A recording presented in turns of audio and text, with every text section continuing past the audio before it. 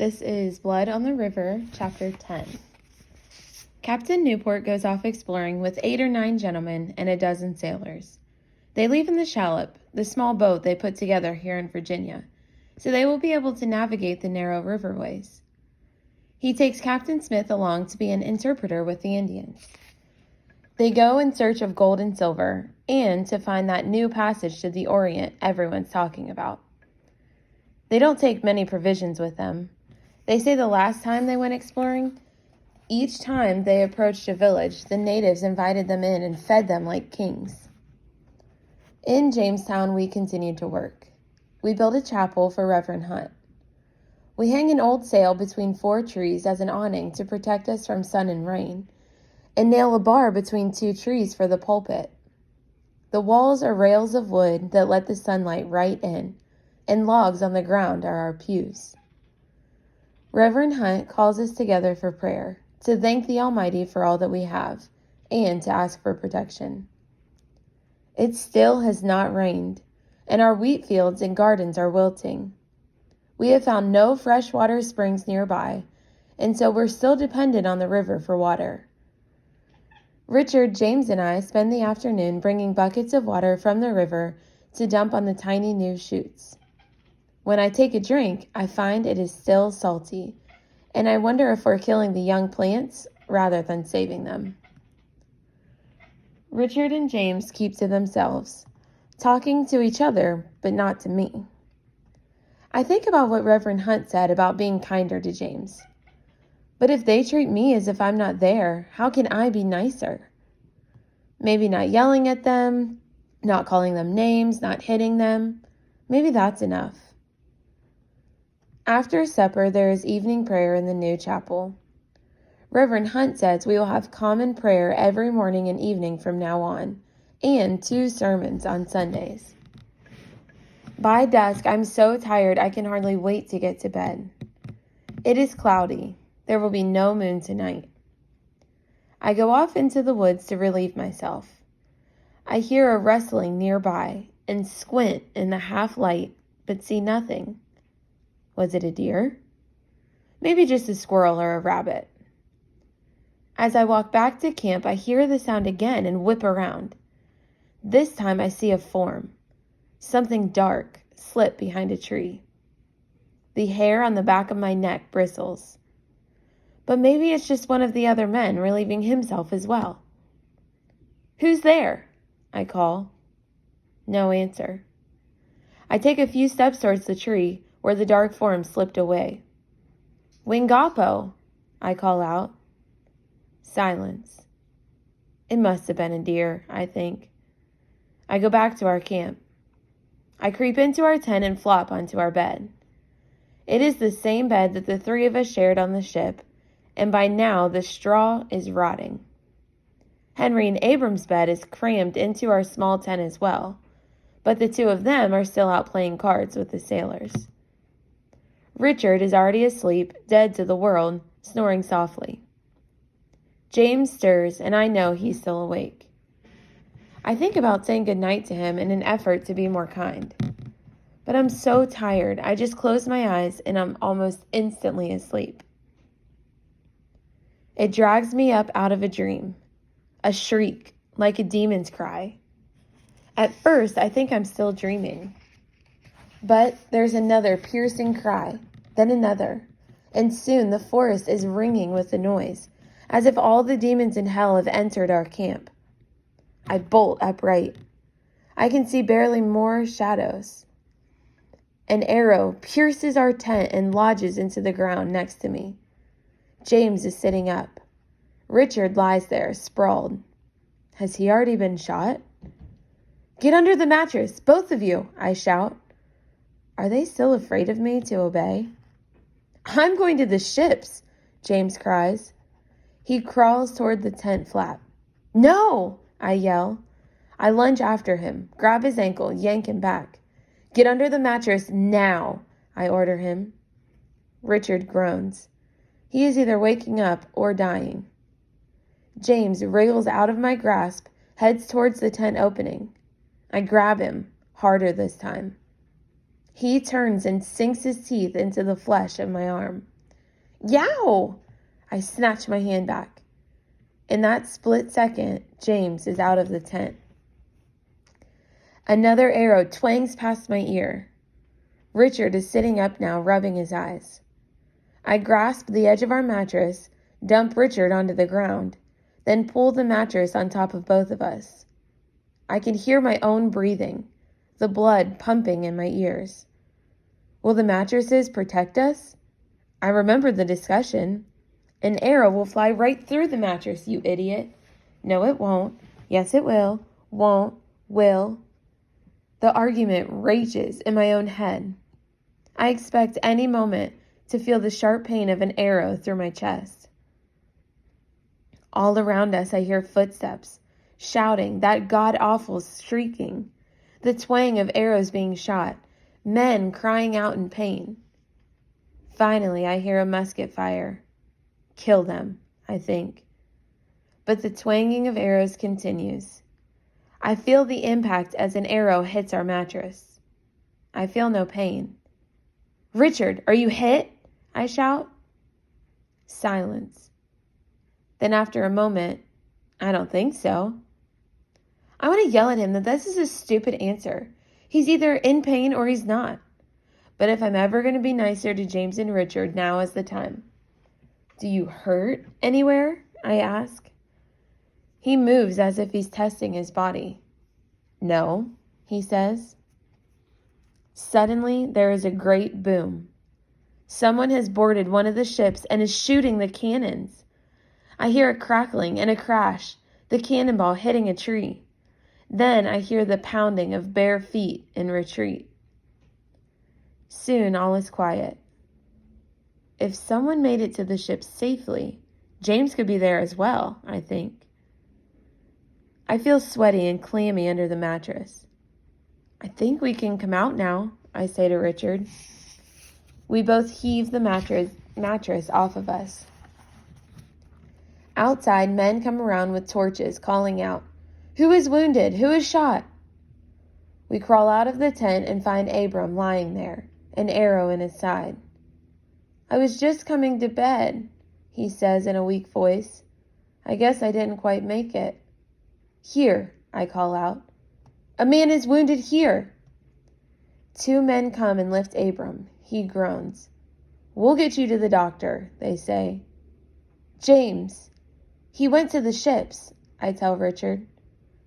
We make our way down toward the riverbank, where our ships are moored. Along the way, we step over arrows lying everywhere on the ground. Captain Gosnold comes walking up from the river. I realize he must be the one who fired the cannon. He is carrying something draped over his outstretched arms. In the gloom of the cloudy night, I can see what it is. I hear running footsteps behind us. Captain, a man calls out. There are 17 wounded. No one is dead. The running man holds a torch and he comes closer. The torchlight glints off Captain Gosnold's armor and makes clear what he has in his arms. It is James, his thin body lying limp. No, says Captain Gosnold gravely, this one is dead. Chapter 11. Reverend Hunt kneels with me in the dirt in front of the altar. He puts words to the prayers I cannot speak. Please take James's soul into heaven with you, because he's just an innocent child. Then he lays a hand on my shoulder. Samuel, he says, you've been here a long time. Have you finished your prayer yet? I shake my head. How can I finish praying for forgiveness? It was my fault, I say. My throat feels dry as sand. I should have explained to him the danger of running to the ships. I should have been kinder to him so that he would trust me. I should have been able to grab him and pull him back into the tent. I should not have let him go when he hit me. I had so many chances to keep James safe, and I failed at all of them. Reverend Hunt stands and reaches a hand down to pull me up. I take his hand reluctantly and rise. He looks into my eyes. When our Lord spoke of forgiveness, he did not only mean forgiving others. Sometimes we have to forgive ourselves. I swallow past a lump in my throat. Now go wash your face and see if there's any breakfast left. You won't be able to work if you don't eat. Reverend Hunt gives me a little push and I leave the chapel.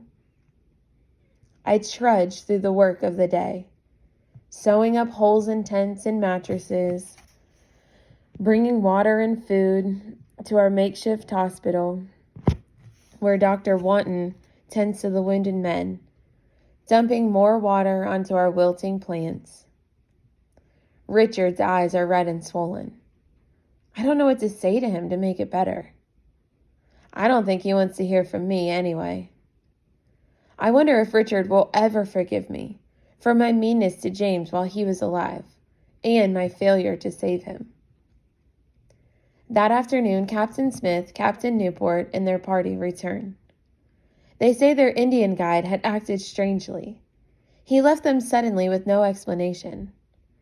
This made them suspicious that a raid was being planned, and so they sailed back to us as quickly as they could. They are dismayed to find that they were right. In the evening, the council calls a meeting to discuss our situation. I creep near the cabin where the council members are talking so that I can eavesdrop. These are not just disorganized people living in towns here and there, says Captain Newport. They are tribes within an empire. Their emperor is called the Powhatan. The people are the Powhatans, and the river we named the James River, they already named the Powhatan River. They are a kingdom of warriors. The boys are taught to use bow and arrow when they are 6 years old.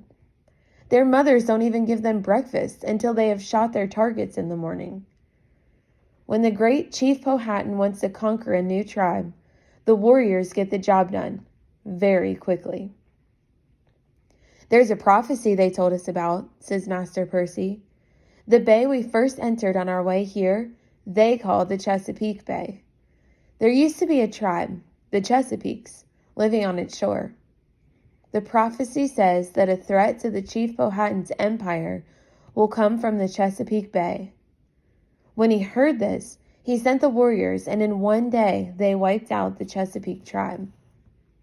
There must have been 400 of them last night, says Captain Gosnold. If it had not been for the cannon scaring them off, they would have easily killed us all. There is silence then. No one wants to tell President Wingfield that he was wrong, and Captain Smith was right about building a palisade, I think. President Wingfield, to his credit, had been at the forefront of the battle. Those who saw him said that he fired his musket even as an arrow went right through his beard. I hold my breath. Please, someone tell him we need to build a strong fort. All right. President Wingfield's voice breaks the silence. There will be watches, armed men at every corner, in shifts throughout the day and night. And, he hesitates a moment. Tomorrow we will begin construction of a tall palisade, with not so much as a crack between the posts. I let out my breath and creep away before anyone else catches me listening. Fear makes us work fast. We fell trees and make them into palisade posts with wickedly sharp tips. We dig a trench in a large triangle around our tents and plant our posts so close together an arrow cannot get through. Each corner of the triangle is rounded like a half moon, with a platform inside. We bring cannons from the ships and mount them on the platforms. We are making a fort, like soldiers in a war. Thank goodness the sailors are still with us. They, along with our laborers, soldiers, and other working men, are the ones with the strength and speed to get the job done. If we had to depend on the gentlemen, many of whom still don't want to dirty their velvet, we would be at the mercy of the Indians for many more weeks. As it is, the natives mount small attacks every other day on any man or creature who strays too far from our guarded half-built fort. They shoot Master Clevel while he is out hunting. He comes running back to the fort with arrows sticking out of him and dies soon after. They shoot and kill another man in the woods when he drops his slops to relieve himself. They even shoot one of Captain Newport's dogs while she is sniffing after a rabbit. Captain Smith finds me using a hatchet to sharpen palisade post tips. He is holding a belt, sheath, sword, and armor. I recognize the sword. It has a C molded to the handle. It belonged to Master Clevel, whose grave I just helped dig. Samuel, do you think you can put some of that energy from your fistfights into learning to use a sword? Captain Smith asks. My hatchet stops mid-air. Yes, sir, I say. I try not to sound too eager. You are, after all, apprentice to an officer, he says. It's time to begin your training. I lay my tools on the ground and wipe my hands on my slops. You're lucky, Captain Smith says. Master Clevel was a slight man. His belt and armor will fit you well. And they won't fit Henry or Abram or any of the other unarmed men who want them, I think. With arrows flying every day, weapons and armor are more coveted than gold. Captain, you're not taking my worker, are you? John Layden asks. He is the carpenter overseeing the building of the palisades. I'd better take him now and teach him a thing or two so he'll live to work another day, Captain Smith says. John Layden nods, and I've got permission to leave. Master Clevel's armor is a little bit big, but it fits well enough. I'll grow into it. The breastplate makes me feel like I have a large chest. I rap my knuckles on it and admire the clang. No arrow can pierce this metal. The helmet is heavy. I feel like a soldier already. Will I have a musket too? I ask. First, you will learn to use a sword, Captain Smith says. I fasten the belt around my waist and pull the sword out of its sheath. The handle is smooth and cool, and the sword is heavy. It glints in the sun. I take it in both hands and whip it through the air. It makes a sharp whoosh. Captain Smith begins my instruction. I want to think about the sword, but he tells me I must think about my feet and watch his feet as well. It is like dancing, he says, but I've never learned to dance, so it's all new. It's a dance of death with your opponent, he says. You mirror his steps until you see a weak spot, and then you lunge. He suddenly steps forward, knees bent, and I was stuck in the chest with his blade. I gasp and look down. Captain Smith laughs at my terrified expression. Did you forget you were wearing armor? I let my breath out in a rush. No, I lie. You must block me. Don't let me enter your circle. Slowly, he goes in again for a lunge. I think fast, swat his sword with my blade, knock it off its course towards my chest. Very good, he shouts.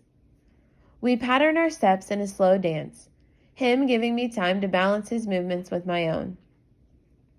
He raises his eyebrows when he's about to strike, his signal to me to protect myself.